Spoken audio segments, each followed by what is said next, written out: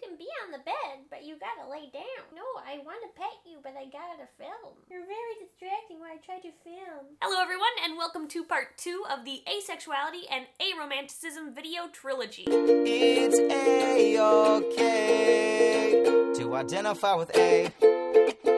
Identify with A. Identify with A. Here is the clickable master menu of all the terms we're covering in this project. Take a minute and check them out. For those of you on mobile, time signatures are in the description. I'll just hang out for a bit while you read and explore. A-okay.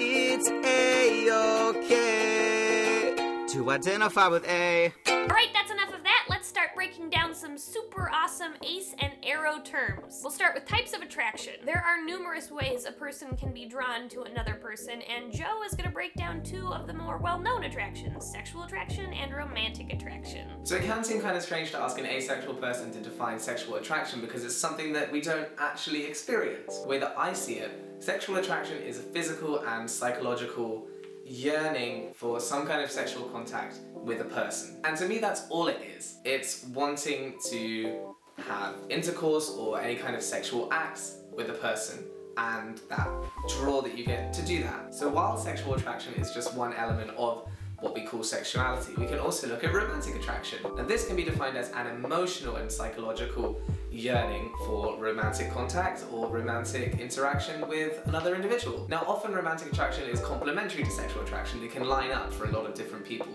but it's not the same for everyone. Just as with sexual attraction, there is a whole range of romantic attractions. You can be homoromantic, heteroromantic, panromantic, biromantic, multiromantic, and aromantic, with a complete lack of desire for romantic contact with anybody. For example, with myself, I'm primarily interested in pursuing romantic relationships with male-identified people. And while to this end I might to some extent identify as gay, my asexuality is different to that. Yeah, I'd love to cozy up with a guy, I'd love to go on dates, I'd love to do all of these things, but to me there is no physical draw to any kind of sexual intercourse. It doesn't seem necessary to me, it's not something I would like to do, so it just isn't on my radar. And that's what defines my asexuality alongside my homoromanticism. Another type of attraction you may be familiar with is platonic attraction. Platonic attraction, I would say, is like when you see someone, and often people think you see someone and you're like, oh my god, this person is very, very attractive and very, very wonderful and I really want to date them. But instead of that, you see someone and think, oh my god, this person seems really cool and I really, really, really want to be their friend. You're attracted to being close with them, but not necessarily romantically or sexually. Romantic, sexual, and platonic attractions, these were all concepts I was aware of before embarking on this video project. As I received footage from my guests, however, I was surprised to learn that several other categories of attraction also exist. Many of these I've experienced before, but didn't know there was a word for it. Sensual attraction is one example. As the term suggests, sensual attraction is related to sensuality.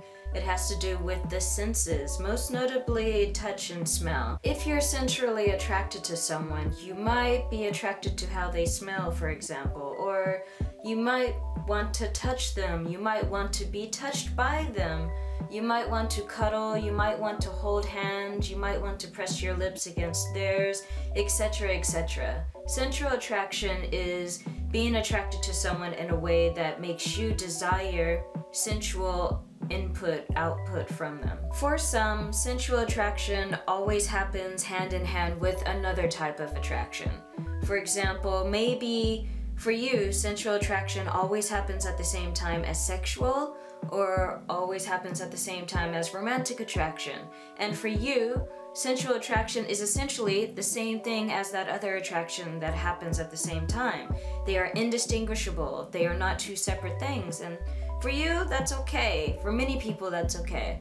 But also for many people, they can be 2 distinct things. They can happen independently of each other. Sometimes after a hard day's work, you just want to sit on the sofa with your best friend, rest your head on their shoulder, enjoy the warmth and the smell of being beside them and watch a movie, and there's nothing sexual, nothing romantic about that. Thanks, Vesper, and here is Damien to tell us more about aesthetic and altruist attraction. Aesthetic attraction is actually not some form of new sexuality where you're attracted to Tumblr. It's an appreciation of someone's appearance without linking that feeling towards sex. Whereas a sexual attraction invokes an erotic feeling, creating the desire to want to explore that further. I experience aesthetic attraction towards other people very frequently, but I don't want them to touch me. Stay away.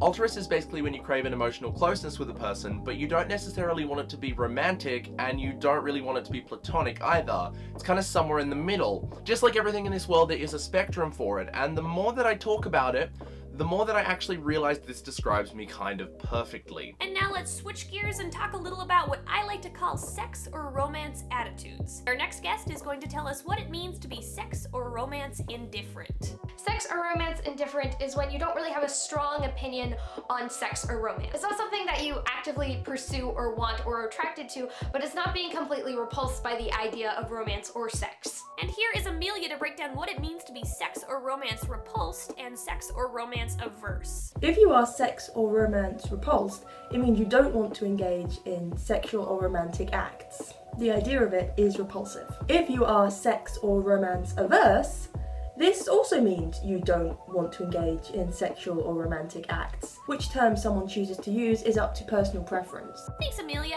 And Adam, would you explain sex favorable? An asexual who likes participating in sex is considered sex favorable. Though sex isn't necessary for their own happiness, an asexual could still have sex to make their partners happy. Or perhaps they're like me on the grace scale, where it's very situational. And what about romance favorable? If someone is romance favorable, that means they view romance in a positive or favorable light. For someone on the aromantic spectrum, this could mean that even though they don't experience romantic attraction, they could partake in a romantic relationship or romantic acts for the sake of their partner. And if they're on the gray romantic side of the spectrum, then that means that this romance positivity could influence their acts to be romantic in only certain situations. Wonderful. Now there are a lot of misconceptions out there that ace people think sex is immoral or are simply choosing not to partake in sexual acts rather than actually lacking sexual attraction. Amelia, can you clear this up and talk about the difference between sex-negative people, celibacy, and asexuality? The main difference between celibacy and sex negativity and asexuality is that the first two are about sexual acts, while asexuality is about sexual preference. If you are celibate, then you choose, for whatever reason, to abstain from sex. If you are antisexual or sex negative, you view recreational sex as immoral or impure or somehow wrong. Sex negativity is often tied in with religious belief. Asexuality has absolutely nothing to do with your actual sexual practice, what your view is on sex, or how much sex you have. Thank you. Another misconception is that ace people can't be sex positive. That is not the case. If not framed correctly, sex positivity can be a difficult movement for ace people to cope with, but ace people certainly can be sex positive. Brian, can you elaborate? Sex positivity is a social movement that promotes sexual activity as long as it's safe and consensual. It has few other restrictions. Now, unfortunately, a lot of individuals use sex positivity to mean that sex is inherently powerful or inherently uplifting, inherently positive. And in a lot of cases, and for a lot of people, this just is not true. Sexual activity can certainly be very destructive and can be very harmful and very violent. And for some individuals, sex is just, it's not inherently a positive or enjoyable experience. It might not be an inherently bad experience. And so a lot of individuals use sex positivity to encourage people to have as much sexual activity as they want. Of course, as long as it's safe and consensual. The problem is, these people often don't also recognize that people should be able to have as little sexual activity, as few sexual experiences as they'd like, even if that means having no sex at all. And so for aces, sex positivity can certainly be a difficult framework to cope with, and it can certainly be a discriminatory and a problematic framework and problematic movement that can do a lot of harm. If it's framed correctly though, if you use sex positivity to encourage people to have as little or as much sex as they'd like, it can be a very positive movement. Now that we've learned all about these sex attitudes, where does sex drive or libido fit into all of this? Adam? Your libido is your sex drive, your overall desire for sexual activity. Basically, it's what makes you horny. Funny thing people seem to forget is that your sexual drive and your sexual attraction are two different things. You can be an asexual person with a low libido or an asexual person with a high libido. It's different things. Fantastic! Now I want to learn about some ace or aro relationship terms. Kai, can you explain queer platonic relationships or quasi-platonic relationships or QPRs? Queer platonic relationships or quasi-platonic relationships are relationships that are comparable to a romantic relationship in terms of emotional closeness, but have only platonic feelings. They don't have sexual or romantic feelings to them. A lot of people would just consider them friendships, but they often go above the level of emotional closeness that typical friendships have. QPR can either stand for queer platonic or quasi-platonic because some people prefer not to use the term queer as it has been used as a slur, and some people in QPRs may not be queer themselves, so they shouldn't be reclaiming a word that has been used as a slur for a group that doesn't include them. At first I had a hard time understanding the difference between a QPR and a best friend relationship, but then someone explained to me that your QP partner might be someone that you not only hang out with, but maybe cuddle with, or move in with, even raise a child with. It certainly goes deeper than many people's typical friendships. I know some people refer to their QP partner as partner, life partner, or significant other. What's another word some people use? Just like people in romantic relationships have words for each other like boyfriend, girlfriend, or date mate, people in QPRs have a word for each other, which is zucchini. And I've also heard the term squish. What's that? A squish is a platonic crush. It's when you want to be really, really close friends with someone, but not in a romantic way. And with squishes, sometimes people kiss their squish or hug their squish or are really, really affectionate with their squish, but it doesn't necessarily mean that they actually want to be dating that person.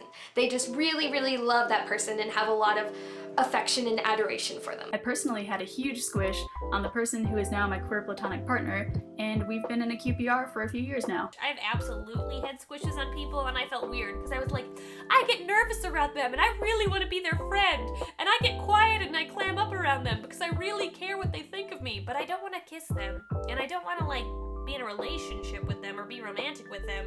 I just really like them as a buddy. I have like a friend crush on them. They make me nervous though. What is that? It's a squish. I didn't know that. I like that a lot. Awesome, that about wraps it up for episode 2. Stay tuned for next week when we dive even deeper into some really interesting, sometimes controversial, super, super complicated ace and aro concepts. I'm really excited for next week. I think it's gonna be the best one of the series. Okay, bye! The stigma is they haven't met the one that's right for thee. But maybe there's another reason they don't wanna bump uglies. And just because your life is not a silly, sweet rom-com doesn't mean platonically you still can't find the one. So remember, sex is like a pizza pie. No toppings, please, just cheese is fine. Sex is like eating too much bread. It upsets the stomach, fills you up with dread. Even if you don't understand, listen up and join the marching band. It's A-okay to identify with A. Identify with A. Identify with A. Identify with A. There's so much more to comprehend. The spectrum just goes on. So don't feel bad if your term isn't in this song. Just know your label matters if it's how you feel. Don't ever let someone tell you your identity ain't real. So remember, sex is like learning guitar. If you don't got an interest, you won't go far. Sex is like Nicolas Cage. Some like his movie, some think he's insane. Even if you don't understand, listen up and join the marching band. It's A-okay. It's A-okay to identify with A.